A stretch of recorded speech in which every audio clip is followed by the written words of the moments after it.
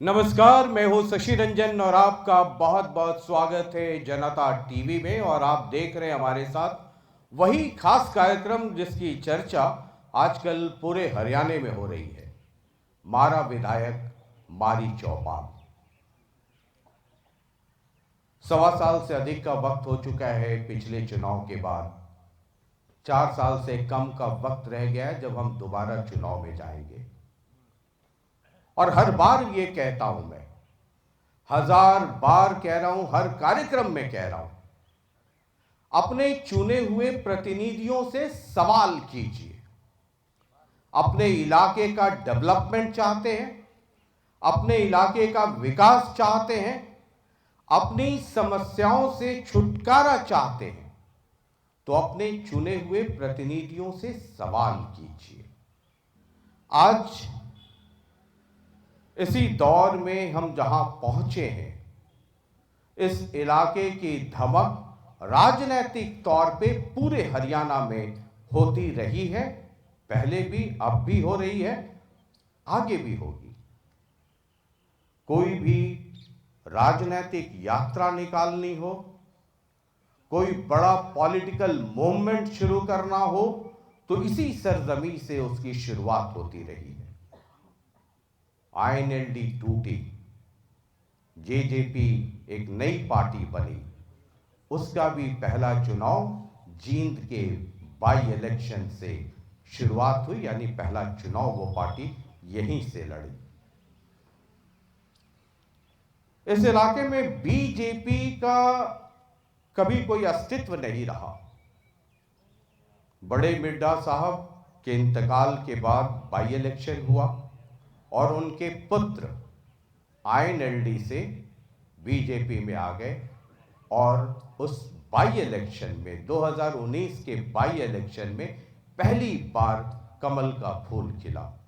उसके बाद लगातार उन्हें जीत मिलती रही और इस पूरे इलाके में बीजेपी के अलग अलग पॉकेट्स में बीजेपी का कमल खिलने लगा। तो आज हम जींद में हैं और चौपाल में जिनको आमंत्रित कर रहे हैं वो हैं जींद के एमएलए और अब तो डिप्टी स्पीकर भी हैं, डॉक्टर किशन मिड्ढा। उनको अपनी चौपाल में हम आमंत्रित करते हैं। उसके पहले एक छोटी सी प्रोफाइल देखिए।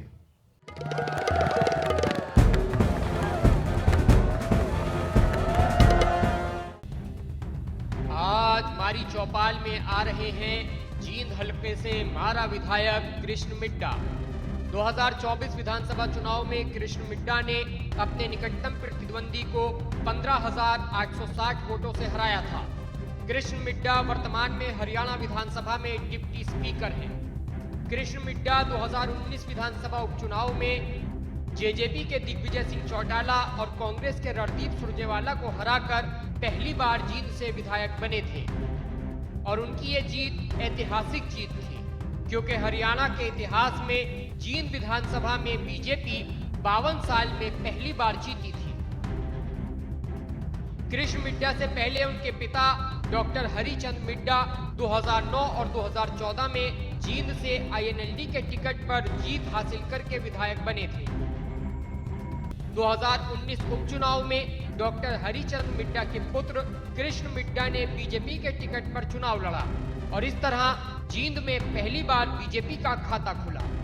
आज मारा विधायक मारी चौपाल में जींद के विधायक कृष्ण मिड्ढा से होगा उनके काम का हिसाब किताब।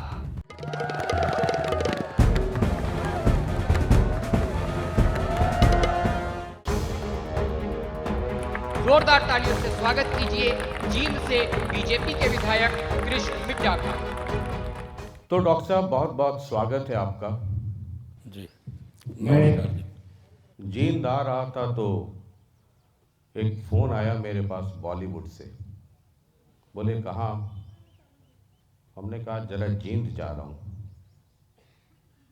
तो बोले कि अरे वही वाले हैं क्या? हमने कहा कौन वाले? बोले जींद वाला मिड्ढा। हम क्या? हाँ, जींद वाला मिड्ढा ही है।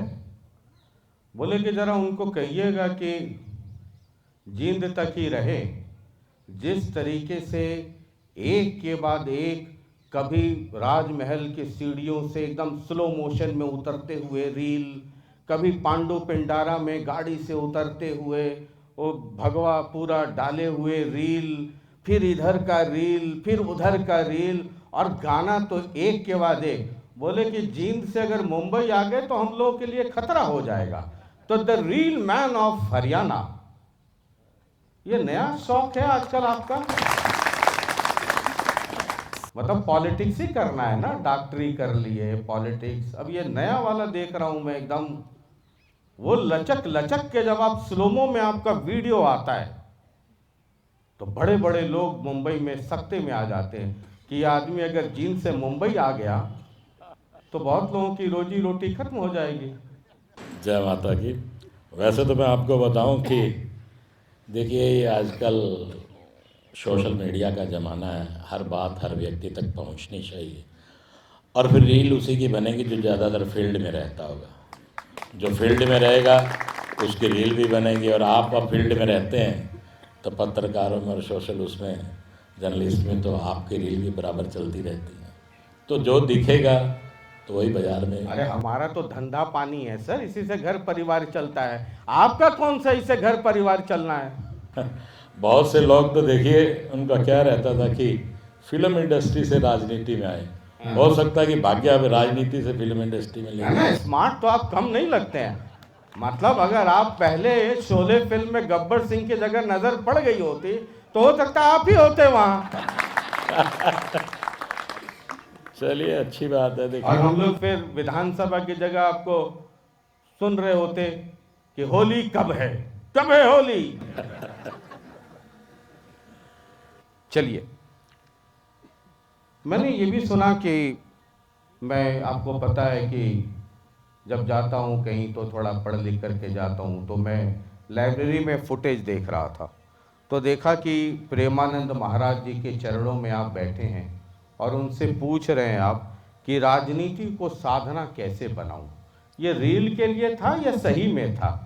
देखिए, ऐसा प्रश्न मुझे नहीं लगता पॉलिटिकल व्यक्ति भी उनसे मिले होंगे, किसी ने ऐसा सवाल किया होगा।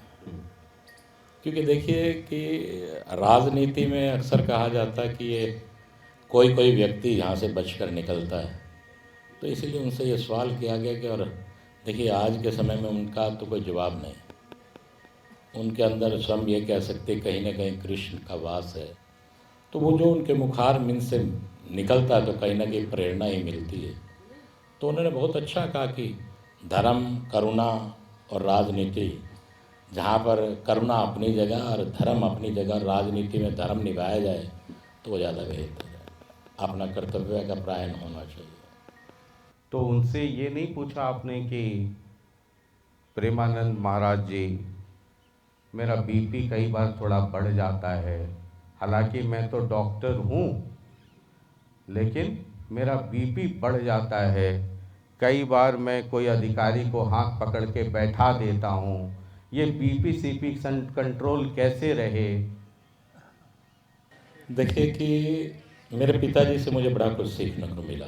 याद है ना आपको एसडीओ का ऐसे पकड़ा आपने, हालांकि वो रील आपकी टीम ने नहीं बनाई थी, वो रील तो आपसे मोहब्बत करने वाले लोगों ने बना दी थी और बड़ा वायरल हुआ था वो भी रील कि एसडीओ का हाथ पकड़ के बैठा रहे हैं, गुस्से में लाल पीले हो रहे हैं। आपकी बात बिल्कुल दुरुस्त है, लेकिन हृदय है ना, हृदय कभी कभी कोमलता की तरफ भी रहता है। और मेरे पिताजी ने हमेशा एक बात कही कि गरीब व्यक्ति का जीवन में जितना साथ दे पाओ देना चाहिए। उनको भी हो सकता है उनको लगा था तो उनको हटा देते, लेकिन उनके जो बैठने का स्थान था इतना चकनाचूर कर दिया कि शायद वो कील से भी नहीं जुड़ सकता था। फिर इतना ही नहीं, मैंने उनको पैसा भी दिया, उनके काम के लिए पैसा ही 7-8 हज़ार रुपये का चेक भी दिया, पूछ लिया था जिसकी जितनी व्यवस्था। देखिए, कभी न कभी राजनीति है या मैं डॉक्टरी पेशे, मेरा मरीज़ के पास पैसा नहीं है तो मेरे पिताजी का एक उदाहरण है कि आपका पैसा नहीं है फिर दे जाइएगा। इसी प्रकार से राजनीति में भी अगर गरीब आदमी की मदद करनी पड़े तो करनी चाहिए। कई बार थोड़ा सा नियम से हट के भी करनी पड़ सकती है, तो थोड़ा सा नियम से हटकर भी मदद करनी चाहिए इंसान को। और मैं तो ये कहता हूँ कि देखिए, जैसा सुनते हैं, मैंने तो फिर भी ठीक ठाक पोजीशन में रहा, लेकिन मेरे पिताजी ने गरीबी देखी, और जिस व्यक्ति को गरीबी का एहसास हो तो उसे गरीब की कदर करनी चाहिए।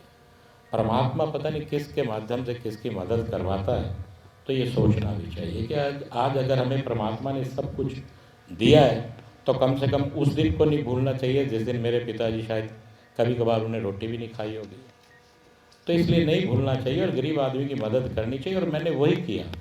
वो एसडीओ महोदय थे, उनके साथ मैं भी तो नीचे बैठा। हमें एहसास होना चाहिए कि गरीबी का एहसास क्या है साहब। वो धूप में, बारिश में, पानी में बैठकर अपने परिवार का एक टाइम के भोजन के लिए पता नहीं कितनी मशक्क़त करनी पड़ती है साहब। गर्मी का टेम्परेचर इतना हाई होता है, तब भी बेचारे बैठकर उस सामान को बेचते हैं साहब। हम लोग ऐसी गाड़ियों में से पास से निकल जाते हैं, सलेंसर से गर्म हवा फेंक के चले जाते हैं साहब, वो उस हवा को भी खाते हैं।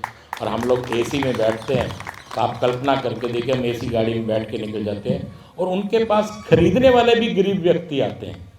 अमीर आदमी तो शोरूम पे जाता है या मध्यम परिवार का आदमी दुकानों पे जाता है, लेकिन उनसे कोई खरीदारी करेगा वो भी गरीब आदमी करेगा। कोई चीज़ है तो 10, 20, 50, 100 रुपये की वो लोग बेचते हैं। कोई शर्ट है, कोई पैंट है, कोई निक्कर है, तो इतने की तो वो बेचते हैं। उनसे लेने वाला भी गरीब है, वो बेचारे सम पे भी। नहीं, अच्छी बात है कि उसके लिए आपको दर्द है। मैंने तो ये बीपी का सवाल इसलिए आपसे किया कि जहां पानी पीने के लिए नहीं है उसको देखकर आपका बीपी बढ़ता है या नहीं बढ़ता है। इसी जींद शहर में हम जय श्री राम का उद्घोष करते हैं, गर्व की बात है राम मंदिर बन गया। उन्हीं राम के नाम पे 90 से पहले की एक कॉलोनी बसी हुई है, राम कॉलोनी। आपके आने के पहले मैं 2, 4, 5, 6 इलाकों में गया। राम कॉलोनी में पीने के लिए पानी नहीं है। वहाँ मुझे 1-2 लोग ऐसे मिले जिनको पानी पीने से अल्सर हुआ, बाद में कैंसर हो गया। 20 रुपये कैंपर लोग वहाँ पानी खरीद रहे हैं, और जिनके पास 20 रुपया नहीं है वहाँ से 2.5-3 किलोमीटर दूर पांडु पिंडारा से जाकर के पानी लाते हैं।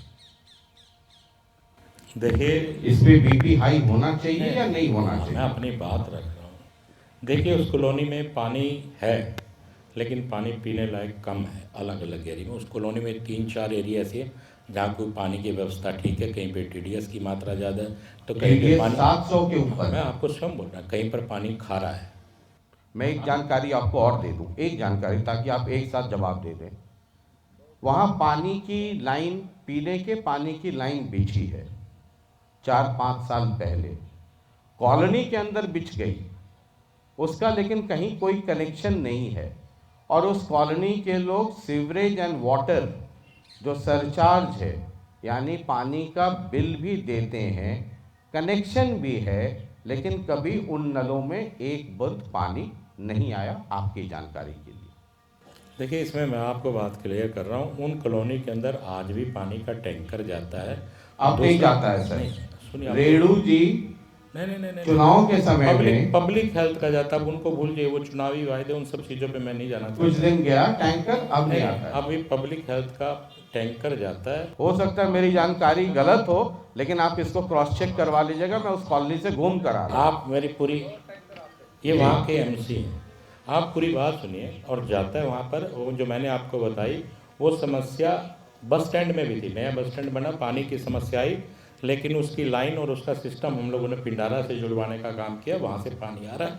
और विशेष तौर पे आपको बताना चाहूँगा कि भाखड़ा का जो पानी लगभग 1.5 साल में और पूरा तैयार हो जाएगा, 19 बूस्टर बनेंगे और वो पानी पूरे जींद को भाखड़ा का पानी मिलेगा, क्योंकि जींद आज तक ट्यूबवेल के सहारे चलता रहा। जींद का पानी ट्यूबवेल्स के सहारे आता है, और इस बात के लिए मैंने डिमांड पूरी उठाई। ये मेरा स्वप्न था, और उस स्वप्न को अब कामयाब होने में ये कहूँगी कि बिल्कुल ठीक स्वप्न पूरा हो जाएगा मेरा। लगभग 1.5 साल के बाद बड़ौदी के अंदर पानी की व्यवस्था जो एक सेटअप तैयार हो रहा है, वो सेटअप जल्दी ही जींद शहर की तरफ पाइपलाइन बिछ जाएगी। 19 बूस्टर बनेंगे और लगभग 15-16 बूस्टर की जगह की व्यवस्था पुराने वाली है। जो 4-5 नए बनेंगे, उनके विषय पे आज भी चर्चा हुई थी मीटिंग के दौरान, तो जल्दी ही उनकी व्यवस्था भी हो जाएगी और पूरा जींद भाखड़ा का नीला पानी पिएगा साहब। क्योंकि मैं भी जहाँ रहता हूँ वहाँ भी TDS की मात्रा है, तो और कोई उपाय नहीं है। यहाँ का पानी कुदरती अंदर नीचे से खराबी है, जिसके चलते ये व्यवस्था माननीय मुख्यमंत्री जी के द्वारा, मैं कहूँगा उनका धन्यवाद करूँगा माननीय मुख्यमंत्री जी का ना, जिन्होंने इतना बड़ा प्रोजेक्ट, और ये पहला प्रोजेक्ट ऐसा है जो भाखड़ा का पानी यहाँ आए। ठीक है। आपको पता है डॉक्टर साहब, जब मैं कोई बात करता हूँ तो कुछ विषय तो मैं खुद जा करके चेक करता हूँ, और MC साहब हैं, इनको बोलिएगा वार्ड नंबर 23 राम कॉलोनी घूम कर आ जाए, मैं वहीं से आ रहा हूँ। हो सकता है ये 2, 4, 6 महीने 8 महीने पहले गए होंगे, मैं तो आधे घंटे पहले वहाँ से होकर के आ रहा हूँ। वार्ड नंबर 23 उसी वार्ड के on record ward number 23 check कर लीजिएगा। एक जरा मैंने आपको कहा कि कई मोहब्बत करने वाले लोगों से भी आपको मुखातिब कराता चलूँगा इस कार्यक्रम के दौरान। तो एक ऋषिपाल सरपंच जी हैं, उन्होंने कहा डॉक्टर साहब से ज़रा मैं भी प्रेमालाप करना चाहता हूँ, तो ज़रा सुनाइए पहले उनको।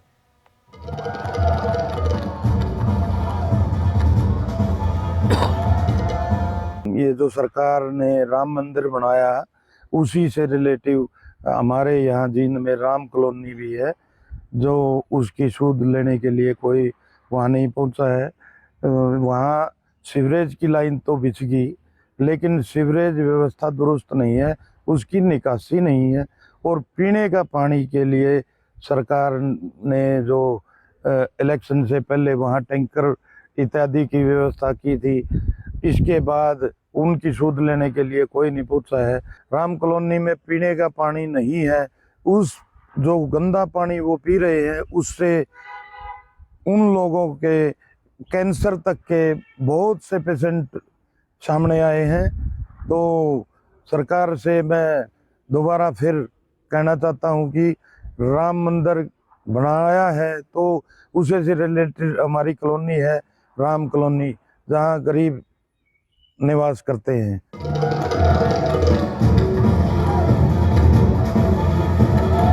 ठीक है, इसका तो जवाब आपने दे दिया। मैं आपको बता ही देता हूँ, ये सरपंच साहब हैबतपुर के ये सरपंच साहब हैं, और ये जिस कॉलोनी की बात कर रहे हैं उसका जिक्र मैंने आपसे कर ही दिया। मैं वहाँ और गया उसमें था। सीवरेज की व्यवस्था, पाइपलाइन भी मेरे द्वारा डलवाई गई है, और गलियाँ भी लगभग उस कॉलोनी की बनी है, और एक सुचारू रूप से वो जो कार्य चल रहा है, तो इसमें आप देख सकते हैं। और वैसे भी मैं आपको बताना चाहूँगा, अभी हाल ही में मैंने जींद शहर के लिए 20 करोड़ रुपया पास करवाया है, जो ये समझिए कि मार्च में आ जाएगा, और कुछ कॉलोनियों के लिए पानी की, पाइप की, इन व्यवस्थाओं के लिए भी है।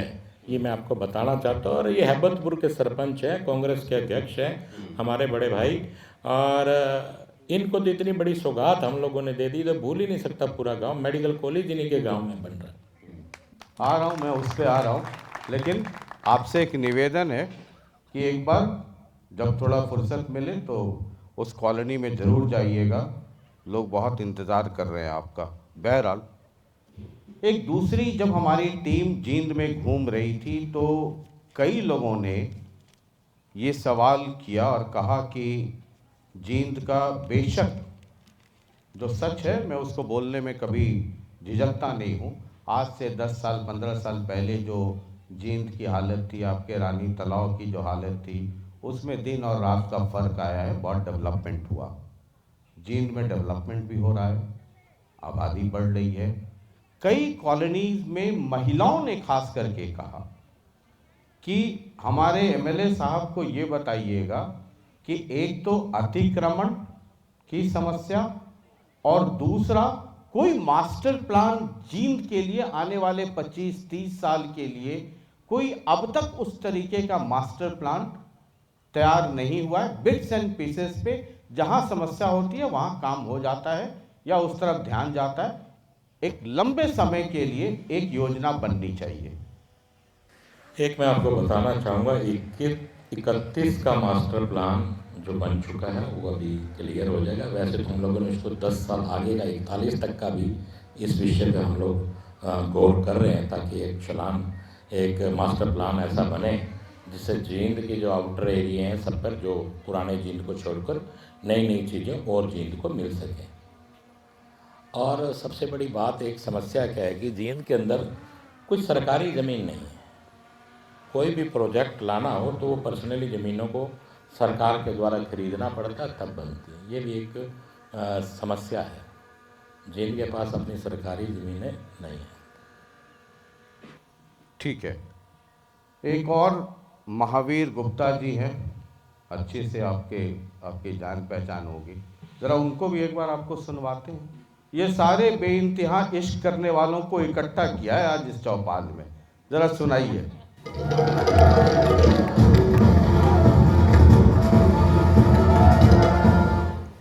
सबसे बड़ी समस्या जींद के अंदर, जींद का जो सफीदो रोड है, आज तक उसकी वाइडनिंग नहीं हुई है, जबकि वहाँ पीजीआई बनने जा रहा है। आईएमटी के लिए सरकार जगह एक्वायर कर रही है, जो कि सबसे बिजी रोड है और वो सबसे टाइट रोड है, उसकी तरफ सरकार कोई ध्यान नहीं दे रही। दूसरा जींद का रोहतक रोड है, जिसका कई बार सर्वे हो चुका, कई बार अखबारों में बयान आ चुके, यहाँ तक कि विधानसभा की सब कमेटी आकर भी उसका दौरा कर चुकी है और उसने भी उसकी कमियों को उजागर किया है, लेकिन उसके बाद उसका भी कोई समाधान नहीं हुआ। जब मनोहर लाल खट्टर पहली बार हरियाणा के अंदर मुख्यमंत्री बने, 2014 में बीजेपी की सरकार आई, तब उन्होंने जींद के लिए पीजीआई की अनाउंस की थी, लेकिन आज तक तीसरी टर्म आने पर बीजेपी की 11 साल हो गए, उसका काम भी आज तक अधूरा पड़ा है।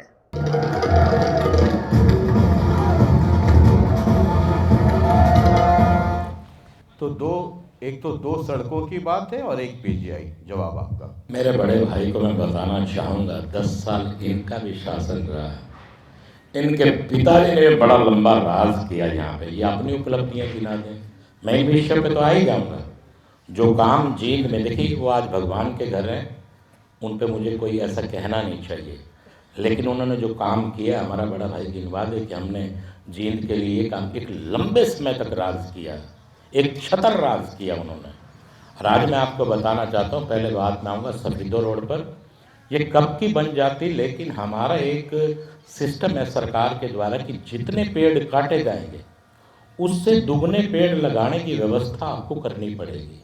इधर से तो हम पर्यावरण के बारे में विचार कर रहे हैं, जिसकी वजह से आज हमें बहुत सी जगह खामियाजा भी भुगतना पड़ता है कि पर्यावरणीय व्यवस्था, पेड़ ज़्यादा से ज़्यादा लगाओ।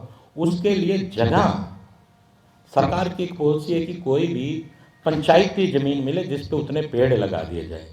कोई भी, मैंने प्रत्येक गांव में कहा, किसी भी गांव ने जगह देने से मना कर दिया। फिर उसके बाद व्यवस्था की गई कि सरकार अपने पास से पैसा लेके ज़मीन करेगी, तो अब उसकी व्यवस्था हो चुकी है और उसका टेंडर भी अलॉट हो चुका है। आपको सफीदो रोड का मैं बता रहा हूँ। ठीक है। दूसरी बात करें हम अब आपसे रोहतक रोड की।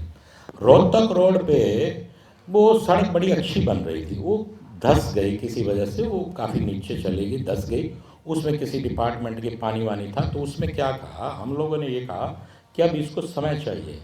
वहाँ के नागरिकों ने जो उस रोड पर थे, कुछ इनके ही नज़दीकी थे, जिन्होंने बहुत ज़्यादा जिद करने पे वो सड़क बनवा ली, जिसकी आज ये सड़क की वो हालत है, और खुद ही रिबन काट दिया। जबकि हम मना करते रहे कि 40 फुट गहरा है, इसकी जब तक पूरे अच्छे से भराई ना हो सड़क बनाना उचित नहीं है। उसका खमियाजा भुगतना पड़ा, लेकिन फिर उसको मॉडल रोड बनाने के लिए माननीय मुख्यमंत्री जी ने रोहतक रोड को घोषित कर दिया। मेरे भाई शायद पढ़ते सुनते कम हैं, वो अपनी कमियों की तरफ छोड़कर, जो उन्होंने कार्यकाल अपने पिता के साथ बिताया उसको छोड़कर मेरी तरफ ज़्यादा ध्यान दे रहे हैं। और दूसरी बात करूं मेरे पिताजी की, मेरे पिताजी ने मेडिकल कॉलेज माननीय मुख्यमंत्री मनोहर लाल जी से करीबन आप ये मान के चलिए दूसरी टर्म में मांगने का काम किया। उनको पहली गलती लग रही है, और उसमें भी उन्होंने ये कहा कि एक विधायक इसको उचाना ले जाना चाह रहे थे। माननीय मुख्यमंत्री से उन्होंने ये कह के मांगा था कि सबसे सीनियर मैं हूँ और एक डॉक्टर होने के नाते मैं ये चाहता हूँ कि मेडिकल कॉलेज जींद में बने, जिसकी हाँ माननीय मुख्यमंत्री उसमें मनोहर लाल जी ने हाँ भरने का काम किया, और आज वो मेडिकल कॉलेज लगभग 85 से 90% बनकर तैयार हो चुका है। हर चीज़ समय लेती है। अब 18 मंजिलें बिल्डिंग बनी हैं, तो उसे भी देख लें। उनके कार्यकाल में 1 मंजिल बिल्डिंग भी बड़ी मुश्किल से बनी होंगी, आप देखें वो अपना भी दिन दोहराए। उससे पहले जो ऋषिपाल जी ने कहा 10 साल तब कांग्रेस की रही, तब ये कॉलोनी में पानी क्या कुछ भी नहीं था। आज सीवरेज पानी की लाइन ये सब बिछी तो है। साहब आप भी कलाकार आदमी हो, आप भी उन्हीं कांग्रेसियों के घर जाके पूछ रहे हो कितना भी अच्छा कर लूँगा तो बोलेंगे। उनकी जो मोहब्बत है ना, वो कहना तो चाहते हैं मुझे मिड्डा काम तो बढ़िया कर रहा है, पर साहब बोले कैसे, रोड़ा ये हो रहा है।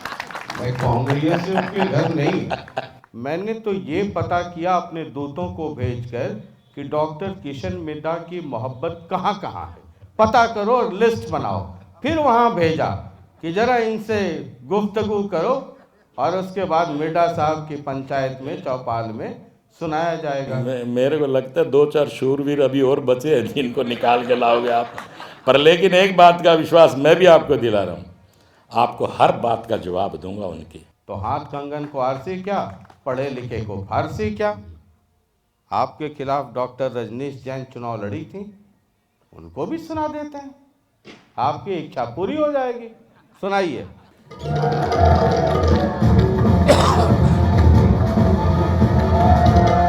2009 से आप सत्ता में बैठे हैं, परंतु आज तक जींद को अच्छी सड़कें नहीं दे पाए। पूरे जींद में सड़कों के नाम पे गड्ढे ही गड्ढे हैं। रोहतक रोड देखो आप, चाहे भिवानी रोड देखो, भिवानी रोड का जो अंडरपास है लगभग 4 साल से निर्माणाधीन है।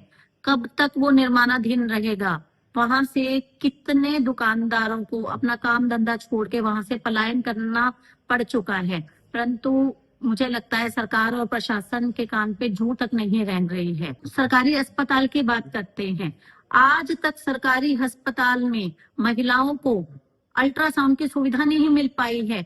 मुश्किल से अभी जाके सिर्फ गर्भवती महिलाओं को एक अल्ट्रासाउंड की सुविधा मिली है। मैं माननीय विधायक जी से पूछना चाहूंगी, बाकी महिलाएं जिनको और पेट की समस्याएं हैं और किसी भी तरह की समस्या है, जो गर्भवती नहीं है, उनको कब अल्ट्रासाउंड की सुविधा मिलेगी? जींद में मेडिकल कॉलेज बना दिया गया है जिसके बड़ा बड़ा प्रचार हो रहा है, परंतु उस मेडिकल कॉलेज में डॉक्टर कब आएंगे, स्पेशलिस्ट कब आएंगे, कब दवाइयां आएंगी? और उस मेडिकल कॉलेज की वजह से लोगों को कितनी मुश्किलों का सामना करना पड़ रहा है। पहले लोग वहां जाते हैं, दिखाते हैं, और वहां से वो डॉक्टर जब जींद के सिविल हॉस्पिटल में ही रेफर करना है तो फिर मेडिकल कॉलेज की जरूरत ही क्या थी? मेरे माननीय विधायक जी से सीधा सटीक यही सवाल है कि जो जींद 2009 से आपका कार्यकाल चल रहा है, पहले आपके पिताजी थे, अब आप हैं, लेकिन जींद की समस्याएं ज्यों की त्यों हैं। सबसे पहले बात करें रोहतक रोड की। देखिए मेरे खिलाफ चुनाव लड़े, मेरे बारे में बोलेंगे नहीं तो बात बनेगी कैसे। सबसे पहले तो मैं बात करूंगा रोहतक रोड की, जो मैंने आपसे जिक्र कर दिया। अब बात करें कि उन्होंने कहा कि अल्ट्रासाउंड मशीन को लेके, उसके पहले भिवानी रोड अंडरपास, और भिवानी रोड पे तो मैडम शाम को इवनिंग वॉक कर रही होती है, इतनी बढ़िया बढ़िया। मैंने 1-2 बार देखा जब मैं शनि मंदिर गया तो। अंडरपास और अंडरपास का रेलवे का काम बाकी है, सरकार का काम पूरा हो चुका। मतलब जो मेन वाला मुद्दा है वहाँ नहीं नजर जा मैं रहा। सारी जगह मैडम जहाँ वॉक करी है वो देख रहे हैं, उन्होंने अंडरपास भिवानी में रोड लोग धंसे पड़े हैं, दुकान पलायन हो रहा है, वो दिखाई नहीं पड़ रहा है। एक बार जल्दी मैडम अंडरपास में भी आपको सैर करती नजर आ वही जाएगी। तो कमाल पूछ रही की है बात। कि कब? हर चीज का एक समय, उसकी समय अवधि। अभी तक समय तो उसको जो समय है, समय तो पूरा हो जाए कम से कम। उसका अभी कम से कम 8 महीने का समय और पड़ा है। ऐसे कैसे हो सकता है मैडम? 8 महीने मैडम तो एक मिनट, एक चीज का समय कि इतने समय में वो कार्य पूरा होगा। मैडम गायनी की है, आज ही शादी, अगले दिन तो बच्चा नहीं हो सकता। जो प्रोसेस है वो तो होगा ही होगा। मतलब 8 महीने के बाद देखिए लगभग 8 महीने का जो वो समय। अब मैं कह दूं जी भाखड़ा का पानी कल ही आ जाए, कैसे आ जाए? वो सारी 300-400 किलोमीटर भाखड़ा पे तो मैं आ रहा हूं, सभी अगले चुनाव तक आ सभी भी पाएगा सभी कि चीजों नहीं आ देखिए, पाए। सभी चीजों पे समय लगता है, ऐसे नहीं होता। हर चीज के बनने में, करने में समय लगता है। जो एक प्रोसेस है वो प्रोसेस का समय तो मतलब पहले 8-10 महीने में बन जाएगा, 1 साल दे दिया। बिल्कुल 1 साल बिल्कुल में बन बिल्कुल जाएगा। बिल्कुल बिल्कुल। तो अगली बार में हम लोग चलेंगे फिर उसे ही अंडरपास, वहीं रखेंगे प्रोग्राम, एकदम अंडरपास में ही रख देंगे। ठीक है, आगे का जो अब रही मेडिकल कॉलेज की बात, उनका तीसरा टॉपिक था मेडिकल कॉलेज। शायद डॉक्टर साहब को पता नहीं कि क्लासेज चलाने के लिए, बच्चों के एडमिशन के लिए ओपीडी प्रारंभ करना बड़ा जरूरी था। ओपीडी प्रारंभ होने के 1 साल के बाद आपको एडमिशन हो सकता है। तो उसके चलते हुए हम लोगों ने ओपीडी स्टार्ट की। जो छोटी मोटी चीज़ हैं, जो छोटी मोटी बीमारियाँ, जनरल ओपीडी का काम है, वो सब वहीं होता है। और इस वर्ष से अगस्त सितंबर से आप ये मान के चलिए कि बच्चों के एडमिशन हो जाएंगे। मतलब कुछ भी बोलना, मैंने आपसे कहा ना, पता नहीं मेरी शक्ल ऐसी है या क्या, ऐसा लोग प्यार ही बहुत ज़्यादा करते हैं। यहाँ तो दुश्मन इतना प्यार करता है, मैं तो इस बात से खुश हूँ, चाहने वालों की कोई कमी नहीं है। लेकिन वो लोग बोलते हैं ना, जिनको आप लेके आए हैं, वो लोग पता है क्या कहते हैं, ये हमारा दुश्मन तो है लेकिन प्यारा दुश्मन है। मतलब स्वीट पॉइजन है आप। जहर तो है लेकिन मीठे मीठे ये भी जैसे मैं शुगर कोटेड करेले का जूस है ना, चीनी घोल के पिलाता हूँ, तो वैसे ही मतलब ठीक है। आप जुलाना गए थे, मैं फुटेज देख रहा था, पानी में उतर गए। मतलब आप इतनी देर के बाद हूँ कर रहे हैं, मतलब मुझे याद है आप भूल रहे हैं, उसके बाद पता नहीं। अच्छा, आपको ये लगा होगा कि दिन रात तो मैं पानी में उतरता ही रहता हूँ, ये कौन वाले पानी में उतरने की बात कर रहे हैं, है ना। ये जल भराव, और मैं बहुत ही सीरियस नोट पे इसलिए पूछ रहा हूँ, अमृत योजना की बहुत चर्चा पूरे हरियाणा में हुई। उसका काम ही था मूलतः सीवरेज, ड्रेनेज, है ना, उससे जुड़ी हुई और भी तमाम तरह की जो मसले हैं उनको निपटाना। और मुझे याद है कि जींद में जब पिछली बार बस भी लेकर के उसमें, तब भी आपने अमृत योजना की बात की थी। उसका कोई रिजल्ट है? क्योंकि आप new Krishna colony, Bhagat Singh colony, sewerage की हालत ऐसी है कि पूछिए मत। देखिए, पहले तो उस पानी, जुलाना वाले पानी की आपको मैं बात क्लियर कर देता हूँ। कर ही दीजिए, पता नहीं पब्लिक सोचे मैं और कौन कौन से पानी में उतरे हैं आप। जब मैं यहाँ से गया तो मैंने देखा, तो मैं वाला नाप के, जबकि मैं किसान का बेटा नहीं हूँ, जवान का बेटा, तो मेरे फादर मिलिट्री में रहे, लेकिन दर्द पहचानने की आदमी को हिम्मत होनी चाहिए।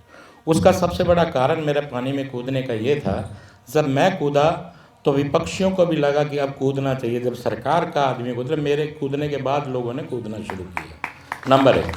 नंबर 2, जो जुलाना में जल भराव के कई गांव ऐसे हैं जहां जल भराव की व्यवस्था होती है, वो मैंने माननीय मुख्यमंत्री जी के, जो मुझे पता लगा, माननीय मुख्यमंत्री जी के संज्ञान में डाली।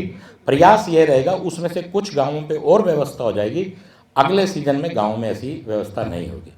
अब दूसरी बात करें हम लोग अमृत योजना की, कुछ कॉलोनियाँ, मेरे यहाँ की 9 कॉलोनियाँ ऐसी हैं जो लो लेवल में, जिनका कोई हल निकल नहीं पा रहा। लेकिन जींद में अमृत योजना के बाद बारिश 100 mm की बारिश भी हुई है, उसके बाद भी 1.5 से 2 घंटे के अंदर पानी निकल जाता है। मुझे खुद को इस बात का एहसास नहीं था कि पानी इतनी तीव्रता से निकलेगा। आप यकीन मानिएगा, मैं खुद लगता था कि ये गलत हो रहा है, लेकिन लगभग 1.5 से 2 घंटे का पानी, 100 mm तक बारिश होने के बाद पानी निकला। जो 4-5 पॉइंट ऐसे हैं जो लो लेवल के 9 पॉइंट हैं, वो कृष्णा कॉलोनी जिसका आप जिक्र कर रहे हो, स्कीम नंबर 5-6 जिसका आपका जिक्र कर रहे हो, कई ऐसे हैं जहां पर हम लोग साथ के साथ मशीनें लगाकर पानी निकलवाते हैं। पिछले दौरान में मैं फरीदाबाद में था, बारिश थी, रात को 2 बजे ही मैंने फ़ोन किया, बारिश जब पड़ी, जींद में फ़ोन किया, और पब्लिक हेल्थ वालों ने, SC ने और एक्शन ने मिलकर तुरंत मशीनें लगाने का काम किया, और उस बार में तो कमाल ही होगी, पानी साफ किया। देखिए, बरसा अपनी जगह, कुदरत साहब अपनी जगह, कुदरत में कोई लड़ाई कर सकता है? कुदरत जब अपना कहर बरपाती है, बड़े बड़ों को विध्वंस कर देती है, उसके सामने कुछ नहीं टिकता। लेकिन फिर भी जींद के इनके सभी ऑफिसर्स का मैं आभार व्यक्त करता हूँ जिन्होंने मिलकर इस काम को किया। अमृत योजना के बारे में जब मैं थोड़ा जानकारी इकट्ठा कर रहा था, तो पता चला कि एक विधानसभा की कमेटी बनाई गई थी, कुछ करप्शन के चार्जेस हैं, घोटाला। कई लोगों ने कहा आपसे मोहब्बत करने वालों की अमृत योजना तो जींद में फेल हो गई और इसमें ज़बरदस्त घोटाला हुआ है। जांच के लिए विधानसभा की कमेटी भी बनाई, उसकी रिपोर्ट अभी तक नहीं आई है, काफ़ी समय हो गया। क्या है डेवलपमेंट? सर, उसमें 2-3 लोगों को सस्पेंड कर दिया गया था, उसकी रिपोर्ट आ गई। भ्रष्टाचार का कोई जिक्र नहीं। वो जो रोहतक रोड का मैंने आपको जिक्र किया, जो 10 गई, वो उसी के बीच का, उसी का पार्ट है। उसी के ऊपर मैं कमेटी को लेकर आया था, उसी का हिस्सा है। साथ के साथ ही 2-3 लोगों को सस्पेंड कर दिया गया और उसी के चलते वो कार्य ठीक किया गया। फिर भी वहाँ के लोगों ने ज़बरदस्ती, क्योंकि 40 फुट गहरा होने के लिए, मिट्टी को कंपैक्ट होने के लिए 2-3 स्ट्रॉन्ग बारिश चाहिए या इतना पानी चाहिए। वहाँ के लोगों ने हल्ला गुल्ला किया। वो सब मेरे को प्यार करने वाले ही थे, वो सब मेरे को प्यार करने वाले थे, जिन्होंने खुद ही रिबन काट के चालू कर दी सड़क। अच्छा। हाँ, जबकि उसको फिर दोबारा सबको ओके करा के अब मॉडल रोड में उसी रोड को बनाने का काम किया। हाँ, ये ठीक है। मेरे इसमें भी लिखा है कि जींद रोहतक रोड वाले मसले में ये जांच कमेटी बनी थी। एक कंडेला से हल्का प्रधान है, जेजेपी से ताल्लुक़ रखते हैं, उनको भी सुनवा देते हैं, फिर आगे बढ़ते हैं। ज़रा सुनाइए एक बार, सुनील कंडेला जी हैं।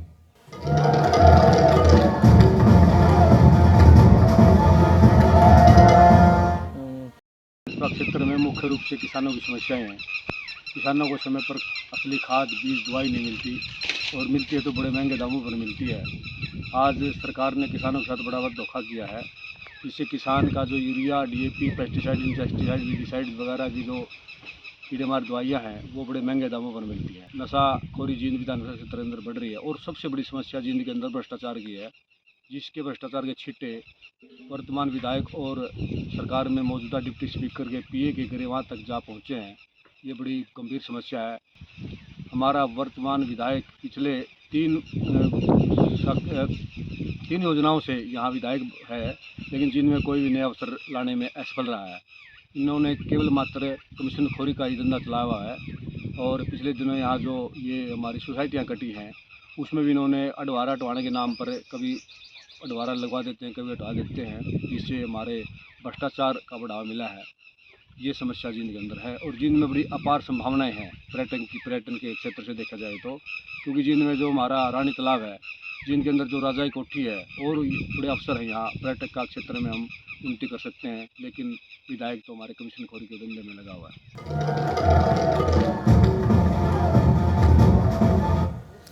5 साल यो गिला ही नहीं था और इसकी ये मंडी में दुकान, जब ये आरोप सीधे ला रहा है, मंडी में आप किस रेट पे बेचे आप पे बता दे। इसकी दुकान मंडी में ये आप खुद बता दे। मैं कभी किसी पे आरोप लगाता नहीं, पर बड़े भाई ने लगा दिया तो भाई सुन ले।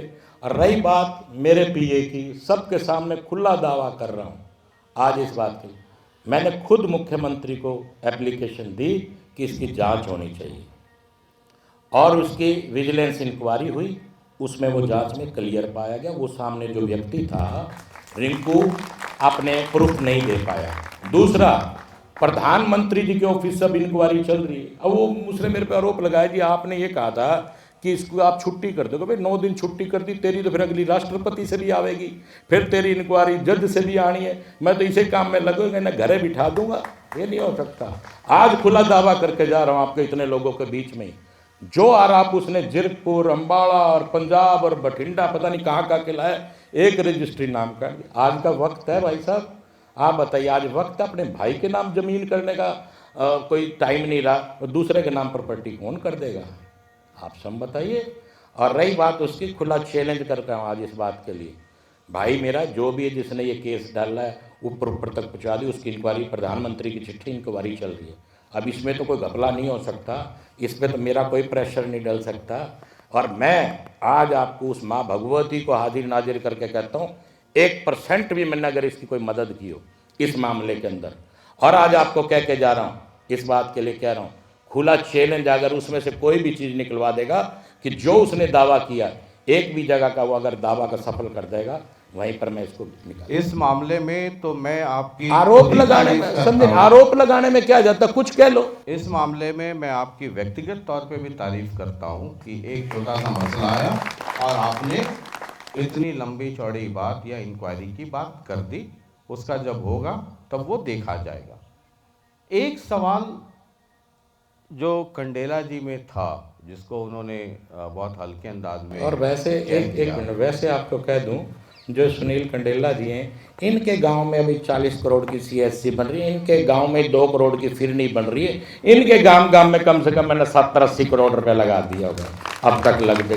और क्या है भाई, एक गांव में 70 करोड़ रुपए के आसपास इस मार्क्स तक काउंट कर लेना और मिड्डा पे की चावे इस तक घने ने भी अगर ये कुछ कहेगा फिर तो भाई राम में मालिक और 5 साल सत्ता में ये भी था नू बता दे गांव के लिए कौन सी ग्रांट लेके आया एक बता दे 5 साल हमारे साथ पार्टनर रहे जब पार्टनर रहे तो करके दिखा दे कंडेले की बता रहा हूँ आपको इतनी ग्रांट और इतना पैसा 70 करोड़ रुपए के आसपास इस मार्च में आप टोटल मार लेना। ठीक है, विजय रेड्डू जी है INLD से। हमने कहा जब सबको ला रहा हूँ तो इनको क्यों छोड़ दूँ, इनका तो विशेष लगाव है आपके साथ, पुरानी पार्टी वाले आदमी हैं। ज़रा सुना दीजिए, तसल्ली हो जाएगी।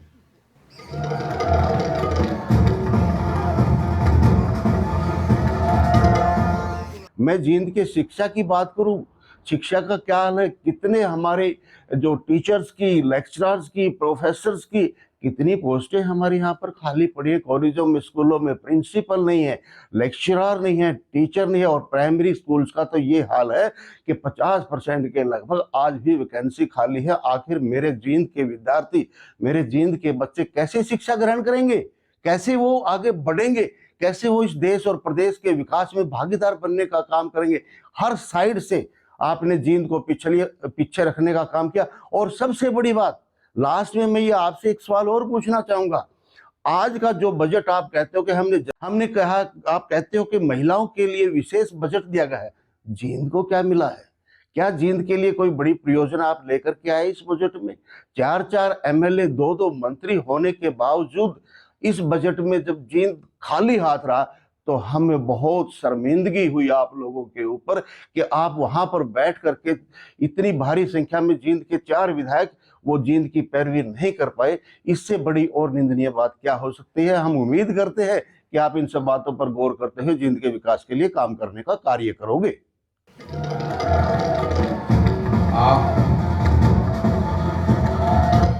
आप जवाब दें उसके पहले जरा रेड्डू जी को मैं बता दूं कि ये वही इलाका है जहां से जीतने के बाद माननीय ओम प्रकाश चौटाला मुख्यमंत्री भी हुए थे। कभी किसी ज़माने में मुख्यमंत्री रहते हुए लड़े तो हारे भी थे। ये वही इलाका है जहां पे कांग्रेस के एक दौर में पता नहीं कितने स्टॉलवर्ड बड़े बड़े नेता थे। और ये भी सही है कि जींद में अब बीजेपी का अच्छा प्रभाव है। अब मैं ये जींद का दुर्भाग्य कहूँ या इस इलाके की चौधर की बात कहूँ, जींद डेवलप जरूर किया है 10-15 साल में, लेकिन बाकी ज़िलों की तुलना में बहुत पीछे है। बहरहाल बजट में क्या हुआ, और ये जींद के लिए बहुत ही दुख का विषय है। देखिए, मेरे भाई ने बड़ा सही कहा कि शिक्षा को लेके मेरे यहाँ पे एक स्कूल है या काली छाने कहते हैं साहब, वहाँ पे 10 बच्चे और 2 टीचर। ऐसे कई स्कूल हैं जहाँ बच्चे तो 50 हैं और टीचर 10 हैं। ऐसे बहुत से स्कूल रहे। सरकार ने इसके चलते हुए उन बच्चों की व्यवस्था आसपास के गांव में करने की व्यवस्था की और वहाँ पर टीचरों को भी इसी प्रकार से बांटने का काम किया। और रही बात कि बजट में केवल IMT, आपके बजट में उसका पैसा मंजूर हुआ है और भी बजट के अंदर देने का काम किया गया। महिला का जहाँ तक सवाल है, जो घोषणाएं माननीय मुख्यमंत्री जी ने की थी वो घोषणा को पूरा करने का काम किया। और मेरा भाई ये कह रहा है कि जींद पिछड़ रहा है। जींद में तो रिंग रोड आने जा रहा है जिसका कार्य लगभग चल ही रहा है। वहीं 400 करोड़ रुपए की पेयजल की व्यवस्था जो मैंने आपको बताई बड़ौदी गांव में वो चल रही है। मेरे भाई को मेडिकल कॉलेज नहीं दिख रहा, वहीं पे मेरे भाई को ये नहीं दिख रहा कि लॉ कॉलेज जींद में डॉक्टर मिड्डा लिया है। मेरे भाई को ये भी नज़र नहीं आ रहा कि 200 करोड़ रुपए यूनिवर्सिटी में लगा दिए। मेरा भाई इतना भी ना कहे। आप भी ऐसे ऐसे खलीफे ढूंढ के लाए हो, बस पूछो मत। आप भी, मैं आपसे पहले बोला, आप भी कलाकार आदमी हो। आपने सोचा पहले तो यही देखो इससे ज़्यादा मोहब्बत कौन करता है। मेरा तो खुला खेल फर्रुखाबादी है। मैंने तो लिस्ट बनाई कि कौन कौन है जो डॉक्टर किशन मिड्डा से बेइंतहा इश्क करता है, शहर में ढूंढो। फिर सेना भेज दी उनके घर, है ना।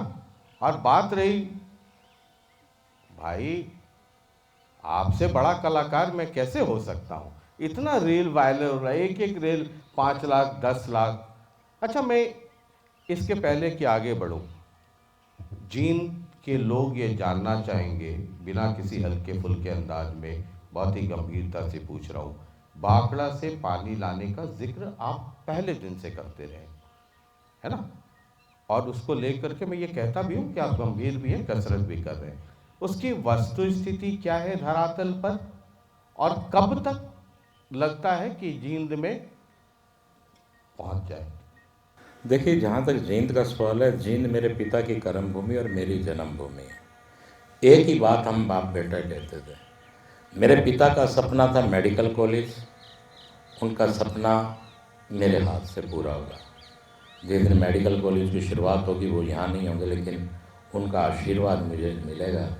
और पानी जिसका जिक्र आपने किया, ये पानी का मामला कि लोगों में कैंसर, पानी यहाँ का अच्छा नहीं है, टीडीएस की मात्रा बहुत ज़्यादा पानी में, सल्फर पता नहीं क्या क्या सब पानी के अंदर बड़ा दिक्कत वाला मामला। उसके चलते उस दर्द को समझते ही भाखड़ा का पानी लेकर आ रहा हूँ। और आपको मैं बता रहा हूँ, लगभग 7.5-8 महीने इस प्रोजेक्ट को चलते हो गए।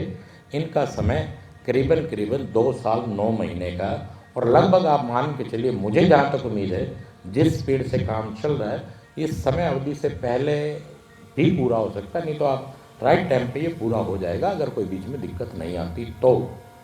क्योंकि इसके लिए पहले ज़मीनें भी लेनी पड़ी, सब कुछ लेना पड़ा। लोग कह रहे हैं क्या ये लोग जो जींद में इतने समय से रह रहे हैं, आपने हृदय पे हाथ रख के बात कर लें, जींद का प्रयोग इन सब लोगों ने पहले रैलियों के लिए किया है, एक ने भी आज तक विकास के लिए नहीं किया। जितनी भी सरकारें आई हैं, किसी ने भी विकास के नाम पर अगर एक ईंट लगाई हो, जिन लोगों के आप लोगों ने इंटरव्यू लिए हैं वो किसी ना किसी पार्टी से जुड़े हुए हैं, वो इस बात का अपने ईमान से अपने दिल पे हाथ रख के कह दें, क्योंकि दिल रात को सच बोलता है। अपने दिल पे हाथ रख के कह दें कि जींद में काम हो रहा है कि नहीं हो रहा। आप इतने काम वो गिनवा दें जो पहले पूर्व में सरकारें, हर आदमी अपनी अपनी पूर्व में सरकारों से जुड़ा रहा, चाहे वो महावीर गुप्ता जी हों, चाहे ये इनेलो से हों, चाहे वो, सबके राज रहे, सबके सत्ता में राज रहा। कांग्रेस का राज रहा, कांग्रेस का तो भजन लाल का समय भी रहा, माननीय हुड्डा साहब का राज भी। बताओ जींद के साथ क्या रहा? जींद का यही बाईपास हुड्डा साहब के राज में धूल मिट्टी फाक रहा था। मिड्डा साहब के, मेरे पिताजी के कहने के बाद भी हालात ये बाईपास भी पूरा हुआ तो भारतीय जनता पार्टी के राज में आके पूरा हुआ। बात करते इन सब में आमने सामने बिठा के डिबेट करने के लिए तैयार हो, अगर किसी में हिम्मत तो आमने सामने बैठ के डिबेट करे। डिबेट करने के काम करके दिखाया है। मैं ये नहीं कहता कि सभी काम हो जाते हैं, पूरा काम तो भाई साहब राम मंदिर में भी कमी लोग निकाल रहे हैं, पूरा काम तो भगवान का कहते हैं ना, भगवान ने दुनिया बसाई है उसमें भी लोग कमियां काट रहे हैं। लेकिन जितना किया उसकी तारीफ नहीं करेंगे, बोलना है, और इनकी आदत है, इनकी मजबूरी है, नहीं बोलेंगे तो लोग सुनेंगे कहाँ से। और वो बात जो मैंने आपसे जिक्र किया कि हर आदमी जब इन रोडों पे चलता है ना, जो ये रोडें बनी है इस सरकार के राज में, तो सारा कुछ भी है यार। 6 घंटे लगा करते, 3 घंटे में पहुंच गए। चंडीगढ़ 5 घंटे लगते थे, 3 घंटे, आपको ज़्यादा बता रहा हूँ, 2.5 से 3 घंटे पहुंच। अंबाला क्रॉस करने के बाद चंडीगढ़ में एंट्री के बाद दिक्कत है। यहाँ से तो 1-2 फ्लाईओवर और बन रहे हैं, इस्माइलाबाद और ये, आप 1.5 घंटे में अंबाला पहुंच जाओगे। इससे ज़्यादा क्या चाहिए? तारीफ करने का दिल तो करता है साहब, पर वो कहते हैं ना, सास की तारीफ करे कौन? बहू को कोई सास की तारीफ भी करते देखता है? सास कितनी अच्छी हो, तारीफ नहीं करनी। एक आखिरी सवाल पे जाएंगे, उसके पहले ये आपने कहा ना, तारीफ और मोहब्बत, फलाना ढिमकाना कलाकार, वो डिप्टी वाला तो आपके जहन में रहता ही होगा कि जिसके जिसके आगे डिप्टी लगा। एक आपके साथ भाई साहब थे बगल उचाना में, उनके आगे भी डिप्टी लगा था। रणवीर गंगवा जी से मेरी बात हो रही थी, बोले रंजन साहब ये देखिए मेरे पीछे भी डिप्टी था, हमने आपका ग्रह कट गया था, नलवा टूबर वाला। अगर नलवा रहते तो डिप्टी पीछे लटका रहता, वो ग्रह कटा कि आप वहाँ गए। ये डिप्टी वाला, कई बार आप रात में सोते हो, है ना, या समंदर किनारे कहीं बैठे हो तो आता है कि यार ये डिप्टी वाला लग गया है। डिप्टी का जो इतिहास है हरियाणा में वो ठीक ठाक नहीं है। बड़ा समय लग गया चंद्रमोहन बिश्नोई को पंचकुला पहुँचते पहुँचते, पता नहीं बात बीच में कहाँ कहाँ कितने धर्मों का भ्रमण करना पड़ा। तो ये डिप्टी कई बार लगता है मन में। भाई आज तक तो सोचा नहीं, आज आप सारा सोचने में मजबूर करके जाओगे। पर आपको बता ही देते हैं, मैं जींद से ही चुनाव लड़ूंगा और इन लोगों के बदौलत, जींद की जनता की बदौलत और मेरी जन्म देने वाली माँ और मेरी माँ भगवती की बदौलत से जीत के आऊँगा। माननीय मुख्यमंत्री जी ने जितना पैसा दिया है, ऐसे नहीं दिया है जींद को, इतना पैसा देने का काम कर रहे हैं। अभी 20 करोड़ का मैंने आपको जिक्र किया, 7 करोड़ गांव में, 20 करोड़ अब। अभी मुख्यमंत्री जी 5 अप्रैल को आएंगे, फिर वो मुस्कुराते चेहरे से, हंसाते चेहरे से एक आध अंदाज में बोल देंगे तो वैसे 10-20 करोड़ का झटका तो फालतू वैसे ही लगवा लूँगा। ऐसे नहीं, विश्वास। एक बात सुनिए, मैं इसलिए मैं भी आपको बताता हूँ, पता है मैं आपका शुभचिंतक हूँ, अच्छे मित्र हैं आप मेरे। मैं जेपी दलाल जी को भी कह रहा था कि जो जो फाइनेंस संभाला अगले चुनाव में, या तो हरियाणा के बाहर गया, भैया करनाल दिल्ली चला गया, या चुनाव हार गया। जेपी दलाल को पता नहीं क्या था, लास्ट में फाइनेंस लिए और लोहारू से बेचारे चारों खाने चित हो गए। एजुकेशन मिनिस्टर गीता बुक्कल को छोड़ के मर्द में जितने एजुकेशन मिनिस्टर हुए अगले चुनाव में, भाई साहब 1 2 3 11, जितने डिप्टी लगे 9 2 11 नहीं 22। मैंने कहा कि आप कभी सोचते हैं तो आप मेरे आने से इनसे पहले पूछ रहे थे भाई करड़ा सवाल पूछूं या कैसा पूछूं, बड़े सूबे लगाए। इन लोगों को भी लगा कि मिड्डा आज फंस गया, बड़े सूबे लाए आज इसका लगेगा। आप अपनी ईमानदारी से बताओ, क्या सूबा करड़ा लगाया तो उसका दर्द उठा भाई? मुँह माँ कुछ नहीं बनाया, ये भी आपको बता देता हूँ। और वहीं पे आपका ही बता देता हूँ बात को, मैं जो आपको इतनी बात खुल के कह रहा हूँ। बाहर से शांत हूँ, अंदर तूफान रखता हूँ। बाहर से शांत हूँ, अंदर तूफान रखता हूँ। रख कर एक पलड़े में जींद की खुशियाँ, दूसरे पलड़े में अपनी जान रखता हूँ, इसलिए दोबारा चुनाव जीता हूँ। क्या बात है, क्या बात है। वो जो मैंने पहला सवाल किया था ना कि मुंबई वाला चिंतित है, ऐसा नहीं। देखिए, आज एक छोटी सी बात अध्यात्म की बात से आपको बात करके बात खत्म करूँगा। वैसे तो ये माननीय मुख्यमंत्री जी के लिए बात मैंने सोची थी कि मैं जब मुख्यमंत्री जी यहाँ आएंगे तब ये कहूँगा। वो युद्ध होने से पहले दुर्योधन, जो उसके पिता थे, ये धृतराष्ट्र ने बड़े बड़े वो बुला लिए, जो पत्रा देखने वाले ज्योतिषी, एक से एक ज्योतिषी। दुर्योधन का नाम सुयोधन था, ना कि दुर्योधन था। दुर्योधन तो बाद में कन्वर्ट हुआ। तो कहा कि देखो ये सुयोधन, क्या ये युद्ध करेगा तो जीत जाएगा? उन्होंने कहा जी इस समय, इससे अनुकूल समय कोई हो ही नहीं सकता।